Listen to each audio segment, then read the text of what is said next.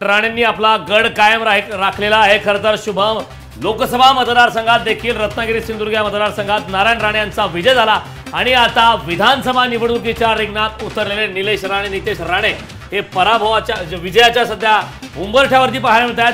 भायखळ्यामधून यावेळी जाधव यांचा पराभव झालाय।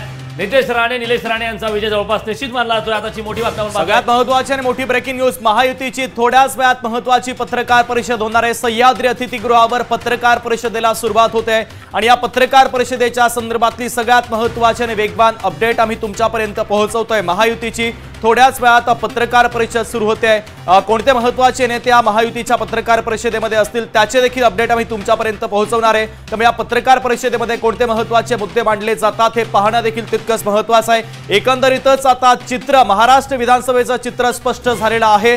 जवळपास हे चित्र स्पष्ट होत आलेलं आहे। महायुतीला सर्वाधिक जागा महाराष्ट्रामध्ये जिंकण्यात यश आल्याचं पाहायला मिळतंय आणि त्यामुळे आता महायुतीची ही पत्रकार परिषद लक्षवेधी असणार आहे। संपूर्ण महाराष्ट्राचं लक्ष या पत्रकार परिषदेकडे असणार आहे। मागाठाण्यातून शिवसेनेच्या प्रकाश सुर्वे यांचा विजय झालेला आहे। मागाठाण्यामध्ये उदेश पाटेकरांना पराभवाचा धक्का सहन करावा लागतोय।